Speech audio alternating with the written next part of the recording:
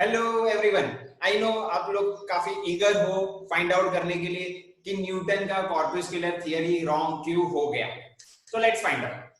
Newton ने reflection बहुत अच्छे से एक्सप्लेन कर लिया, उसने रिफ्रैक्शन भी एक्सप्लेन कर लिया। So let's try to understand कि रिफ्रैक्शन उसने एक्सप्लेन कैसे किया। ये रहा light which is coming in the form of particles called corpuscles, ठीक है। एंड वो रेयर से डेंसर मीडियम में आ रहा है, एयर से वाटर में। सो न्यूटन का कहना यह था कि जब ये पार्टिकल्स डेंसर मीडियम में जाएंगे, ठीक है, तब वहां पर डेंसर मीडियम के पार्टिकल्स उसको अट्रैक्ट करेंगे। So there will be some force of attraction like this from all sides of denser medium. So समझो अगर कोई आपको अट्रैक्ट कर रहा है, खींच रहा है, तो कहीं ना कहीं आपका स्पीड इंक्रीज होगा।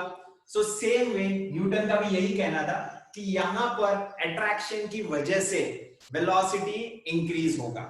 So velocity in denser that is water will be greater than velocity in rare. ये न्यूटन का लॉजिक था। एंड यही अट्रैक्शन में कहीं ना कहीं डायरेक्शन भी चेंज हो जाता है। ओके, एंड इसी प्रकार उसने रिफ्रैक्शन एक्सप्लेन किया था। बट बाद में एक्सपेरिमेंटली पता चला कि नहीं, वेलोसिटी डेंसर का ज्यादा नहीं होता है, रेयर का ज्यादा होता है। एक्सपेरिमेंटली फाइंड आउट किया था, एंड ये फाइंड आउट किया था साइंटिस्ट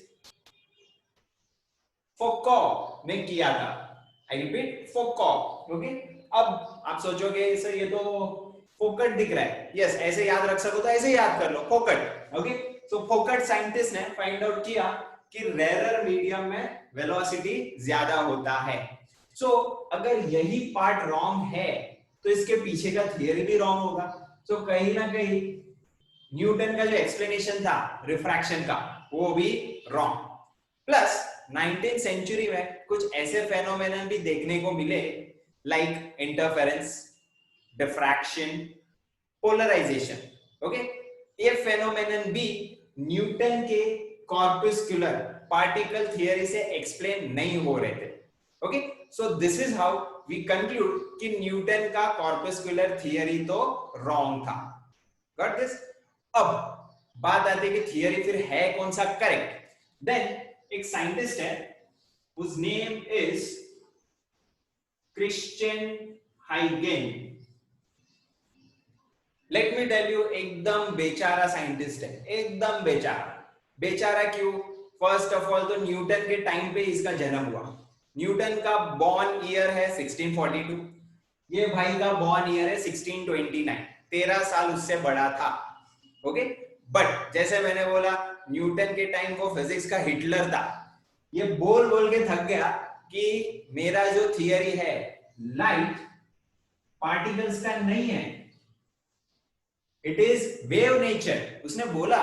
बट कोई सुनने को तैयार नहीं, बेचारा मर गया। मार नहीं डाला, मर गया 1695 में। ओके, बट उसका थियरी एक्सेप्ट नहीं हुआ। बाद में जब इंटरफेरेंस हुआ, डिफ्रैक्शन हुआ, इससे एक्सप्लेन नहीं हो रहा था। ओके, एट दैट टाइम पता चला कि ये सारे जो फेनोमेनन है, इंटरफेरेंस, डिफ्रैक्शन, पोलराइजेशन, ये सब हम स्टडी करेंगे यही चैप्टर में, वो वेव थियरी से एक्सप्लेन हो रहा है। ओके, सो ये साइंटिस्ट को सपोर्ट करने के लिए एक और साइंटिस्ट का जन्म हुआ।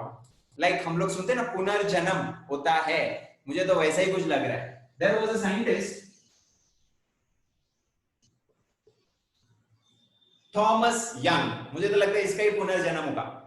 उसने बताया कि नहीं, हाइगन वाज करेक्ट। उसने प्रूव किया कि लाइट वेव नेचर का है। Okay, so this is how हम लोग ये चैप्टर में लाइट का वेव नेचर पढ़ने वाले हैं। अब पुनर्जन्म की बात हो ही गई है तो न्यूटन का भी पुनर्जन्म का बात कर लेते हैं। न्यूटन का पुनर्जन्म है आइंस्टाइन। आइंस्टाइन आया एंड सेड कि लाइट पार्टिकल्स का बना हुआ है। न्यूटन भी कहीं ना कहीं करेक्ट था। सो न्यूटन को सपोर्ट करने के लिए आ गया अल्बर्ट आइंस्टाइन। अब आप लोग यही बोलोगे, ये करेक्ट या ये correct. So here comes the interesting part. ये chapter actually it's like picture जुड़वा।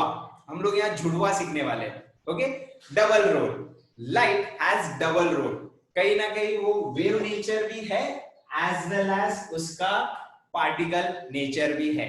सो I can just tell you बहुत इंटरेस्टिंग चैप्टर है, बने रहिए ये चैप्टर में। Thank you.